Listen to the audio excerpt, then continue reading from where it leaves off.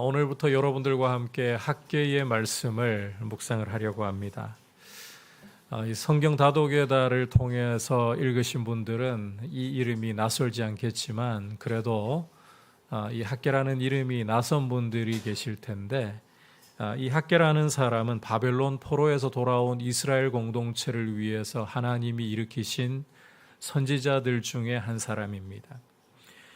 이 학개서의 메시지를 간단하게 요약을 하자면 성전을 건축하라, 성전을 건축하라입니다. 이 책의 배경을 담고 있는 말씀이 구약 성경의 에스라서이고, 그 중에서도 에스라 4장과 5장이 오늘 이 학개서의 주된 배경이 됩니다.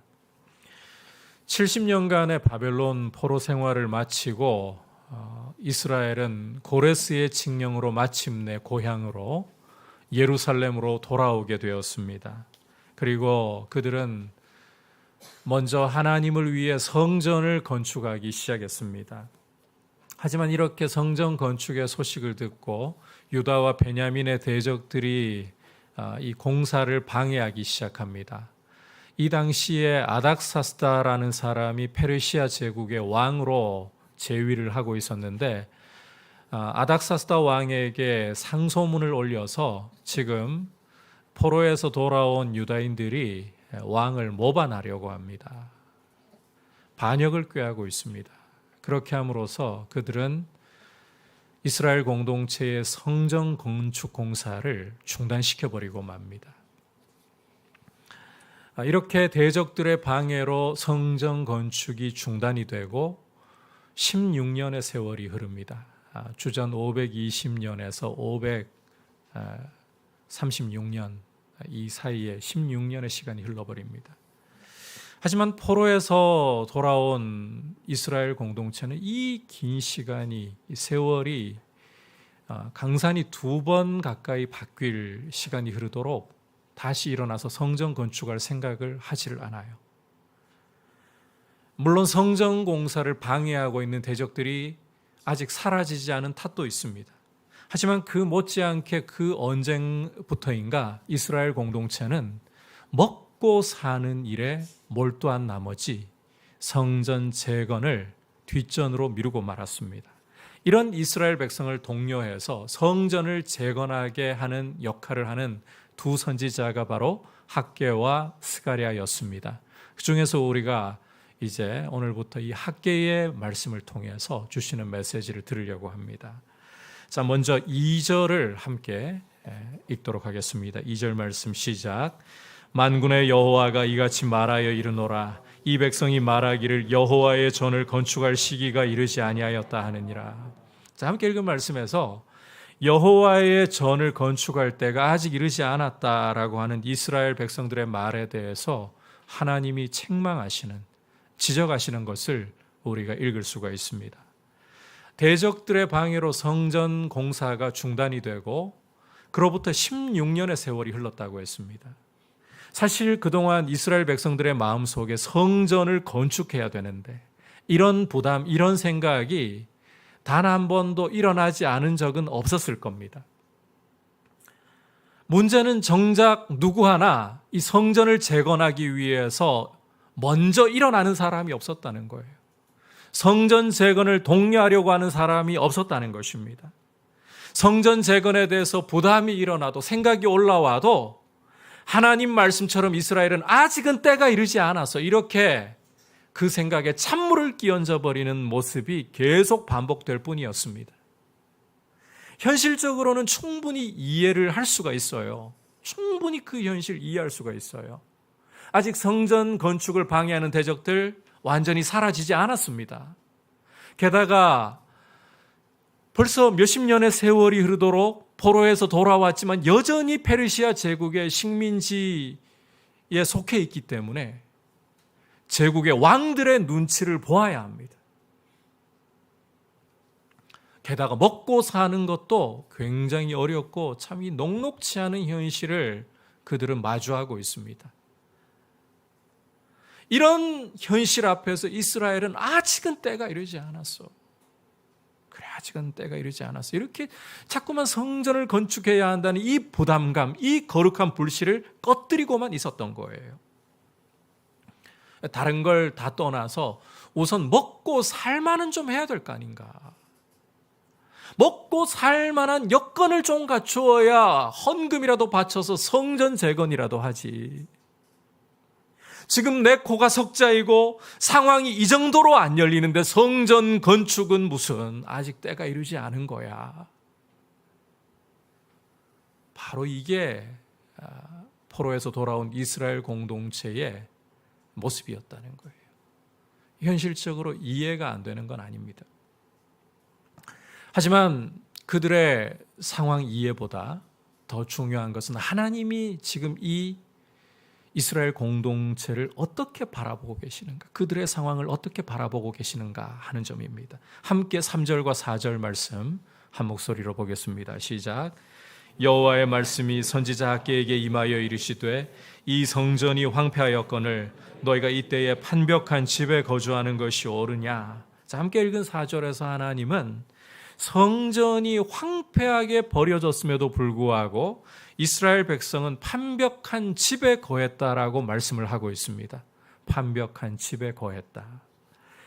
여기 이 판벽한 집에 거했다는 말씀을 잘 이해를 해야 하는데, 이 판벽한 집이라는 것은 문자 그대로 번역을 하면 널판으로 벽을 둘러친 집을 가리킵니다. 널판으로 벽을 둘러친 집. 이 널판으로 벽을 둘렀다. 이건 우리 문화에서 본다면 어렵고 가난한 사람이 지을 그런 판잣집 같은 느낌을 우리에게 줄 수도 있습니다. 자, 하지만 이 표현이 들어있는 전체 문장을 좀 보실 필요가 있어요. 이 성전이 황폐하였거늘 너희가 이때에 판벽한 집에 거주하는 것이 옳으냐. 문장 전체로 보시면 이 판벽한 집은 황폐한 성전과 대조를 이루고 있는 이미지라는 것을 분명히 알 수가 있습니다. 다시 말해 이 판벽한 집이라는 것은 어렵고 가난한 사람들이 짓는 판잣집 같은 게 결코 아니라는 거예요. 이스라엘 문화 안에서 이 판벽한 집이라는 것은 집을 다 건축하고 난 후에 그 벽을 백향목과 같은 아주 고급 목재로서 장식한 집을 가리키는 거예요. 절대 가난한 사람이 짓는 판잣집, 그건 말하는 게 아닙니다. 집을 다 짓고 난 후에 거기다가 이 백향목과 같은 고급 목재로 벽을 장식한 집을 가리켜서 판벽한 집이라는 거예요. 물론 문자 그대로 바벨론 포로에서 돌아온 사람들이 정말 이렇게 판벽한 집을, 럭셔리하고 화려한 집을 지으면서 거기에 살았다라고 보기는 굉장히 어렵습니다. 절대 그럴 수가 없어요. 앞서 이 성전 건축이 중단된 배경에서 본 것처럼 포로에서 돌아온 공동체는 여전히 페르시아 제국의 눈치를 봐야 됩니다. 대적들의 방해를 받고 있습니다. 이런 사람들이 호사를 누려본들 얼마나 누릴 수 있겠습니까? 그리고 오늘 말씀 6절을 여러분께서 보시면 그들이 정말 배에 기름이 낄 정도로 그렇게 잘 먹고 잘 살았느냐, 호사를 누렸느냐? 절대 그렇지 않아요. 그들은 굶주리고 궁핍하고 어려운 형편 속에 계속해서 살아가고 있었습니다. 자, 그렇다면 하나님께서는 왜 학개를 통해서 이 이스라엘 공동체에게 너희가 판벽한 집에 지금 거주하고 있다 이런 말씀을 하시는 것인가? 자, 이것은 하나님의 집인 성전과 이스라엘 백성의 집의 이 대비를 통해 가지고 하나님 집이 버려졌다, 황폐하게 버려졌다 이 사실을 강조하려고 하는 거예요. 이스라엘이 문자 그대로 잘 지은 집에서 호사를 누리면서 잘 먹고 잘 살고 있다 이걸 말씀하는 게 아니라 하나님의 집이 이렇게 비바람을 맞으면서 황폐한 가운데 버려지고 있음에도 불구하고 먹고 살기에 바빠서 생존의 문제에 매달려 있느라 방치되어 버린 성전. 너희 눈에 이게 보이지 않느냐? 이걸 강조하시는 것입니다. 자, 그렇다면 우리가 이제 여기에서 한 가지 질문을 좀 던져보아야 합니다. 그렇다면 이 성전이라는 것이 도대체 어떤 의미를 가진 것인가? 성전이라는 게 무슨 의미이길래 하나님이 이 성전 건축에 대해서 이렇게까지 이스라엘에게 말씀하려고 하시는 것인가? 학계 말씀을 설교하면 혹 이런 부담을 느끼는 분들이 계실지 몰라요. 여러분, 학계서의 핵심 메시지가 뭐라 그랬습니까? 성전을 건축하라. 그러니까 드디어 우리 목사님 성전 건축을 하자고, 예배당 건축을 하자고, 건축 헌금 내라고 하실 때가 왔나 보다, 이렇게 생각하는 분들이 계실지 모르겠습니다. 여러분, 그런 우려는 안 하셔도 됩니다. 학계가 보여주려고 하는 것이 정말 그런 메시지는 아니에요. 자, 그렇다면 도대체 이 성전 건축이 무슨 의미를 갖는가? 성전 건축이 어떤 의미를 가지길래 하나님께서 이처럼 성전 건축을 재개하지 않고 계속해서 미루어두고 있는 것 때문에 이스라엘을 책망하신단 말인가? 하나님이 원래 건축에 관심이 많고 집을 정말 좋아하시기 때문에 성전 건축하라고 하시나? 고대 근동 지역의 다른 민족들의 신들처럼 화려하고 웅장한 전을 원하시기 때문에 정말 성전을 건축하라고 하시는가? 여러분, 제가 한 번씩 말씀 전할 때 들려드리는 다윗 언약 이야기만 우리가 좀 귀를 기울여 봐도 하나님이 정말 무엇을 원하시는지를 엿볼 수가 있어요. 이 다윗 언약이라는 것은 사무엘상 7장에서 우리가 발견할 수 있는 말씀입니다. 하나님께서 이스라엘의 대적들을 물리쳐 주시고 다윗이 왕궁에 평안히 거주할 때였습니다. 하루는 자신의 모습을 생각하면서 하나님께 너무 황송하고 죄송한 마음이 일어나는 겁니다. 이렇게 다윗 자신은 평안하게 왕궁에 호사를 누리면서 살고 있는데 정작 자신을 목장에서 들어서 이스라엘의 주권자로 삼으시고 대적들을 물리쳐서 사방에 평안을 주신 이 영광의 하나님의 언약궤는 여전히 휘장 가운데, 성막 가운데나 있으니 송구한 거예요. 죄송한 거예요. 그래서 다윗은 나단 선지자에게 하나님을 위해서 집을 지어드리고 싶다라고 자신의 마음을 이야기합니다. 자, 그때 나단 선지자가 다윗에게 어떤 하나님의 말씀을 전해줍니까? 다윗, 너는 나를 위하여 성전을, 나의 집을 지을 수 없다는 것이었습니다. 여러분, 만약에 하나님이 정말 집을 좋아하시는 분이라면 다윗이 하나님을 위해서 성전을 지어드리겠다라는 이 마음을 표현했을 때 이렇게 말씀하셨어야죠. 내가 너 이 말 나올 때까지 너무너무 오래 참고 기다려왔다. 나는 네가 나를 위해서 정말 웅장하고 화려한 집을 지어주기를 너무너무 바랬다. 이제 말 나온 김에 서둘러 빨리빨리 지어야지, 이렇게 하셨어야죠. 그런데 나단 선지자를 통해서 하나님은 다윗, 너는 나를 위해 집을 지을 수가 없다라고 하셨습니다. 혹시 다윗 때보다 솔로몬 때에 이르러서 나라가 더 부귀와 영화를 누리게 되니까 그래서 그때 더 화려한 집을 지으려고 하시는 걸까요?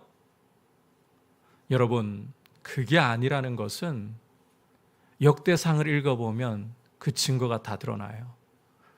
성전 건축 준비의 구할은 솔로몬이 아니라 다윗이 다 합니다. 무슨 이야기인지 이해하시겠죠? 결정적으로 솔로몬이 성전 건축을 마치고 하나님께 성전을 봉헌해 드릴 때에 하나님이 솔로몬에게 나타나셔서 주신 말씀을 보면 하나님이 정말 집을 원하시는 분이 아니다, 건물을 원하시는 분이 아니다는 것을 봅니다. 여러분께서 열왕기상 9장을 읽어보시면 솔로몬에게 이런 말씀을 하십니다. 솔로몬, 너와 이스라엘 백성이 만약 내 계명과 법도를 버리고 다른 신을 섬겨 다른 신을 따른다면 이 성전이 아무리 높을지라도 내가 던져버리겠다라고 말씀을 하셨어요. 이방인들에게 넘겨주어서 성전을 돌무더기가 되게 만들어버리겠다. 이 말씀 그대로 유다가 바벨론에 의해 멸망할 때에 성전은 그대로 돌무더기가 되고 말았습니다. 느부갓네살이 예루살렘을 점령하고 짓밟을 때에 하나님께서 느부갓네살에게 야 거기 좀 스탑! 거기 성전 있잖아. 건드리지 말아야 돼. 조심해. 이렇게 하시지 않았어요. 성전을 그야말로 돌무더기가 되도록 만들어버리셨어요. 그러니까 이 오늘 말씀에서 성전이 황폐한 것 때문에 이스라엘을 책망하시는 것은 단순히 건물을 짓는 것이 하나님의 뜻이 아니라는 거예요. 건물을 좋아하시기 때문에, 건축을 원하시기 때문에 너희가 왜 이렇게 너희 먹고 사는데 바쁘냐, 이 책망하시는 게 결코 아니다. 자, 그렇다면 하나님은 왜 이렇게 포로에서 돌아온 이스라엘 공동체에게 성전 건축을 원하시고 독려하려고 하시는 것인가? 지금 이스라엘 삼중고를 겪고 있다고 했잖아요. 대적들이 방해하고 있어요. 페르시아 제국의 눈치를 봐야 돼요. 거기다가 6절에서 본 것처럼 생활고라는 이런 삼중고를 겪고 있잖아요. 그럼에도 불구하고 왜 하나님은 성전 건축을 명하시느냐? 자, 결론부터 말씀을 드리자면 성전의 핵심은 우리가 지금까지 본 것처럼 건물이 아니라 바로 하나님과의 관계이기 때문입니다. 한번 따라합시다. 하나님과의 관계가 성전의 핵심입니다. 이 성전에 임하시는 하나님, 그 하나님을 사랑하고 그분의 계명대로, 그분의 말씀대로 순종하는 것이 바로 성전의 의미라는 거예요. 민수기 2장 말씀을 보시면, 요즘 큐티 본문이 민수기입니다. 이 민수기 2장을 여러분께서 읽어보시면 하나님께서 이스라엘이 어떻게 진을 치고 행진할지에 대해서 말씀하시는 것을 읽을 수가 있습니다. 이스라엘이 광야에서 머물러 진을 칠 때에는 성막을 중심에 두고 동서남북으로 3개 지파씩 진을 둘러치게 하셨어요. 성막을 가운데에 두고 동서남북으로 이스라엘 12지파가 진을 치게 하셨어요. 행진을 할 때도 마찬가지입니다.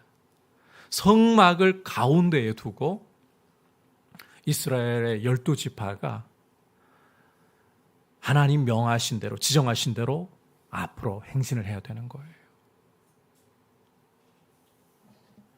그만큼 이 성막이라는 것은, 솔로몬 때에 가면 성전이 되죠. 이 성전이라는 것은 이스라엘 생활의 중심에 있다는 것입니다. 중심이어야 한다는 거예요. 바꿔 말하면 이스라엘은 예배의 공동체로서 하나님을 예배하는 모습이 삶의 중심에 있어야 한다는 것입니다. 이게 성전의 핵심이에요. 성전의 의미라는 거예요. 결국 성전을 건축하라는 것은 포로에서 돌아온 이스라엘 공동체에게 하나님을 사랑하고 하나님을 예배하는 거룩한 백성이 되라는 요구를 하나님께서 하고 계시는 것입니다. 너희 삶의 중심이 어디에 있느냐? 나와의 관계가 너희 삶의 중심에 있느냐? 따라서 하나님께서는 이제 이렇게 명하십니다. 한번 따라합시다. 너희 행위를 살필지니라. 너희 행위를 살피라고 말씀하십니다. 함께 5절과 6절을 한 목소리로 보겠습니다. 시작.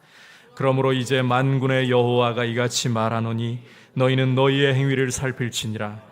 너희가 많이 뿌릴지라도 배부르지 못하며 마실지라도 흡족하지 못하며 입어도 따뜻하지 못하며 일꾼이 삭슬 받아도 그것을 구멍 뚫어진 전대에 넣음이 되느니라. 자, 함께 읽은 말씀에서 하나님께서는 이스라엘 공동체에게 5절에서 보시면 너희의 행위를, 자기의 행위를 살피라고 하십니다. 살피라. 행위를 살피라. 이어 굉장히 충격적인 말씀을 하고 계시는데, 이스라엘 공동체가 많이 뿌려도, 6절이죠. 많이 뿌려도 배부르게 얻지 못하고, 마셔도 흡족하지 못하고, 입어도 따뜻하지 못하고, 삭슬 바다본들 이 구멍 뚫어진 전대에 넣어버리는 것처럼 자꾸 없어진다. 그러니까 이 이스라엘 공동체가 궁핍과 결핍을 경험하고 있는 이 모든 고통스러운 삶의 원인에 여러분, 이스라엘의 행위가 있다. 행위가 있다는 것입니다. 하나님이 안 돌보아 주셔서 이런 공고하고 궁핍한 삶을 사는 게 아니라 너희의 행위를 살필지니라. 너희의 행위가 이러한 공고와 궁핍을 가져오고 있다. 씨를 뿌려도 배부르지 못한 결과, 마셔도 해갈되지 않는 결과, 입어도 따뜻하지 않는 이런 결과를 가져온 것은 너희의 행위라. 내가 돌보지 않은 것이 아니라, 내 약속이 실패한 게 아니라 너희의 행위가 이 결과를 초래한 것이다. 앞서 본 것처럼 이스라엘은 먹고 사는 문제에 매달리느라 성전 건축은 하나님과의 관계를 삶의 중심에 두는 것은 뒷전으로 밀어버리고 말았습니다. 이 행위가 문제라는 거예요. 여러분, 오늘 이 말씀에서 우리가 이 표현을 좀 중요하게 붙들고 보아야 돼요. 우리 그리스도인들은 믿음이라는 단어가 우리 삶에서 굉장히 중요하기 때문에 믿음이라는 기치 아래에서 행위를 굉장히 소홀하게 생각할 때가 많습니다. 그런데 믿음과 행위는 떨어져 있지 않아요. 동전의 양면처럼 합쳐져 있고 하나인 거예요. 내가 예수님을 믿고 있는데 난 믿는다니까. 하나님은 그걸 따지지 않으십니다. 믿는다라는 이 기치 아래서 우리의 행함이 없는 모습을 하나님은 오히려 주목하고 계십니다. 너희 행위를 살필지니라. 행위라고 말씀을 하셨어요. 여러분, 믿음은 행위를 결코 제껴버리지 않습니다. 믿음은 행위와 함께 가는 거예요. 하나님을 삶의 중심에 모시려고 하는 행위, 하나님이 내 삶의 중심에 계시고 내가 하나님을 사랑하고 하나님의 말씀대로 준행하기를 원합니다. 이 행위야말로 참 믿음을 증거하는 거예요. 여러분, 이스라엘 공동체는 먹고 사는 문제에 매달리느라 그들의 행위가 길을 잃어버리고 있었습니다. 하나님을 삶의 중심에 모시는 모습을 잃어버리고 있었습니다. 예배를 잃어버리고 있었습니다. 예배가 아예 없었다고 생각하시면 안 돼요. 우리처럼 안식일이면 모여가지고 예배했을 겁니다. 그러나 정말 하나님을 내 인생의 중심에 모시고 나의 먹고 사는 문제보다 내 인생은 정말 하나님의 것이고 하나님이 세워주셔야, 하나님이 지켜주셔야 선다라는 이 고백이 그들에게는 없었던 거예요.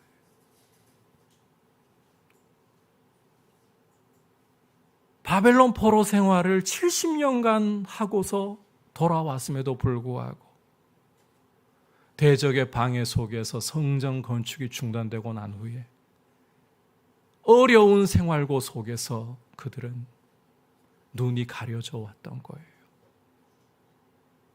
예배를 드리나 참 예배가 아니라 형식적인 예배, 하나님이 중심에 계시지 않은 예배, 하나님을 사랑하고 그분의 말씀이 삶을 움직이지 않는 모양만 번드르르한 예배. 이렇게 길을 잃어버린 거예요. 그러면 이런 의문을 가지는 분들이 계실지 모르겠습니다. 하나님은 그러면 우리 삶의 복지는 별로 신경도 안 쓰시고 하나님과의 관계만 신경 쓰시나? 이스라엘의 현실을 봐도 그런 것 같고, 여러분, 하나님은 여러분들이 고통 속에 거하고 여러분들의 삶이 공고하고 가난하고 이걸 원하시는 분이 아닙니다. 예수 믿는 사람들이 가난하고 공고하고 고통 속에 거해야 한다? 그런 공식은 성경 어디에도 없어요. 오히려 하나님은 아버지로서 여러분들의 삶을 주목하시고 여러분들에게 좋은 것으로 하늘의 영광 가운데 부족함 없이 채워주시기를 기뻐하시고 원하시는 분입니다. 그리고 여러분, 우리가 현상만 따지자면 우리 복지가 가장 중요한 문제라면 예수 믿을 때 솔직히 하나님이 그 순간에 전부 이 땅에서의 생명을 끊어버리시고 데려가시는 게 최고로 행복해요. 안 그렇습니까? 여러분, 이 땅에 사는 게 만족스러우십니까? 정말 즐거우십니까? 고통이 더 많지 않습니까? 제가 최근에 아내랑 한 2번 정도 재벌집 막내 아들이라는 드라마를 본 적이 있어요. 그리고 하루는 기사를 보니까 이 재벌집 막내 아들이 우리나라에서도 대표적인 기업, 글로벌 기업 중에 하나를 보여주는 그런 면을 가지고 있다, 평가를 하고 있더라고요. 이 재벌집 막내 아들, 제가 본 부분을 보니까요, 가족이라도 서로 안심을 못해요. 경계의 눈초리. 어떻게 해야 가족이라도 저 사람을 내가 이길 수 있을까? 밟고 올라설 수 있을까? 심지어 죽이려고 하는. 여러분, 이게 드라마이지만 현실을 너무 잘 반영하기 때문에 많은 시청자들이 공감했던 거 아닌가요? 돈 많고 우리 원하는 것을 누릴 수 있으면, 그런 복지를 누릴 수 있으면 우리 삶이 정말 행복할까요? 아닙니다. 여러분, 우리가 예수 믿는 순간에 주님 품에 안으시면 그게 제일 행복해요. 죄도 눈물도 고통도 없는 주님의 품 안에 쉬는 게 실은 제일 행복해요. 그런데 우리를 이 땅에 두셨어요. 이 괴로움 많은 눈물 골짜기라고 표현할 이 세상에 두셨어요. 단지 복지가 문제이기 때문에? 아니죠. 아니죠.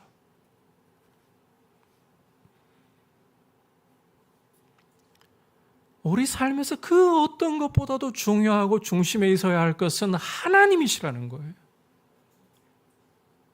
여러분, 우리가 하나님을 우리 삶의 중심에 모시고 하나님을 사랑하고 그분의 계명대로 순종하려고 하는 삶을 살아갈 때에 하나님은 아버지로서 우리의 삶을 아시고 우리를 돌아보시고 우리의 삶을 친히 세워가시고 지켜나가실 줄로 믿습니다. 감사함이 환경을 초월해서 여러분 삶 가운데 올라오도록 만들어주실 줄 믿습니다. 이게 우리의 고백이어야 돼요. 여러분, 오늘 말씀 속에서 우리가 참 기묘한 아이러니를 하나 봐야 됩니다. 6절을 여러분께서 다시 보시면 이스라엘은 생활고 때문에 많이 씨를 뿌려서 많이 거두려고 몸부림을 쳤습니다. 그런데 어떤 결과가 나옵니까? 배불리 먹지를 못합니다. 목마름을 해결하기 위해 마시고 또 마십니다. 그런데 어떤 결과가 나옵니까? 해결이 되지 않습니다. 몸을 따뜻하게 하기 위해 입고 또 입습니다. 그런데 어떤 결과가 나옵니까? 따뜻해지지를 않습니다. 생활을 위해 나의 삶을 내가 세우기 위해 이렇게 몸부림치고 이렇게 애를 쓰는데 따라주지를 않아요. 재물이 따라주지를 않아요. 생계가 참 어려워요. 공고한 거예요. 만족이 없는 삶이라고 말씀하는 거잖아요. 우리의 생존을 위해 이렇게 몸부림치고 우리의 먹고 사는 문제를 삶의 우선순위에 둬버리는데 그게 우리에게 만족을 주지 않는다는 거예요. 돈이 있다고 만족할 것 같습니까? 아닙니다. 건강이 있고 성공이 있다고 만족, 천만에요. 뿌려도 배부르지 않다. 입어도 따뜻하지 않다. 만족이 없다는 겁니다. 결국은 그 모든 것은 나의 행위가 문제. 하나님을 삶의 중심에 모시지 않은 삶의 변두리에 그저 나의 복지나 채워주는 진이와 같은 심부름꾼으로 만들어버린 나의 행위가 문제라는 거예요. 여러분, 그리스도인은 하나님 아버지의 택하심과 사랑하심을 받고서 예수 그리스도의 피로 죄에서 구원받은 하나님의 자녀들입니다. 구원받은 사람의 삶의 중심에는 예배가 있어야 합니다. 하나님을 사랑하고 그분의 말씀에 순종하는 삶이 우리 삶의 우선순위에 있어야 한다는 거예요. 여러분들의 경제적인 문제나 여러분들의 삶의 복지를 도외시하라는 뜻이 아니라 그 이상으로 여러분에게 삶의 우선순위가 하나님이셔야 된다는 말이에요. 이 모습을 너무나도 잘 보여주신 분이 우리 주님이십니다. 우리 주님이 이제 공적인 생애, 메시아로서의 공적인 생애를 시작하시면서 가장 먼저 광야에서 40일 동안 금식하시는 시간을 가지셨습니다.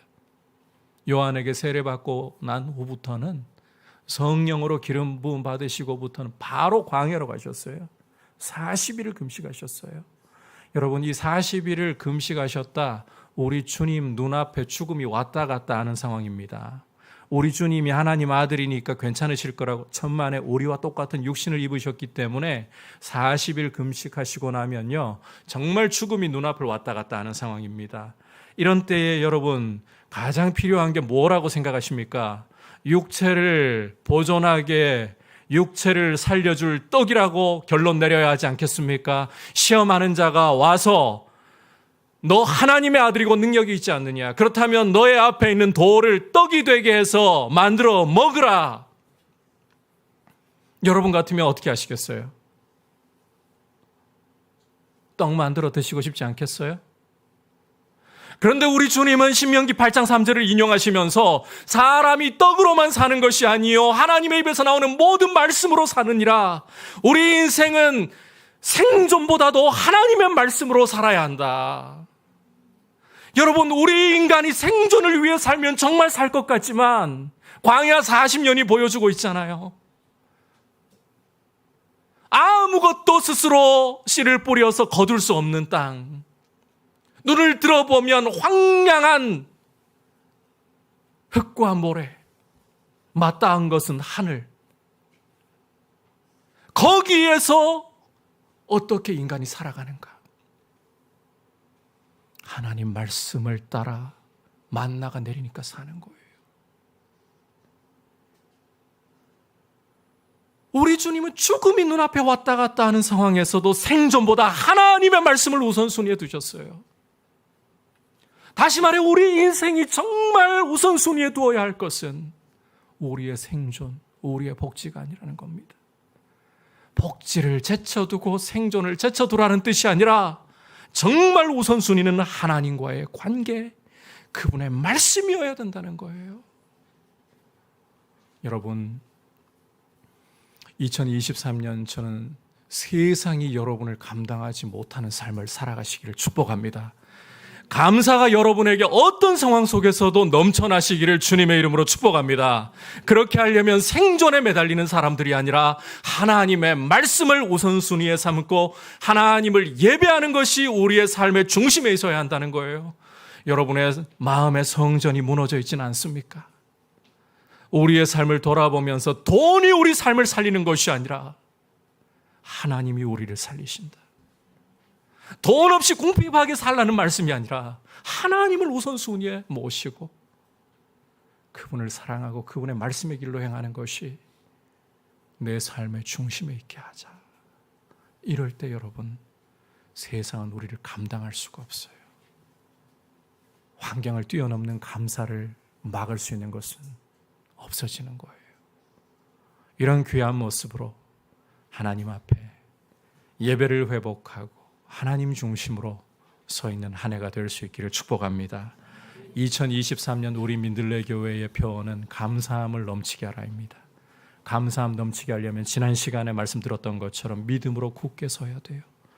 감사함 넘치게 하려면 오늘 말씀처럼 하나님이 우리 삶의 중심에 계시는 하나님과의 관계가, 예배가 우리 삶의 우선순위에 있어야 돼요. 그렇게 함으로써 여러분, 하나님이 복 주시는 삶이 되기를 원합니다.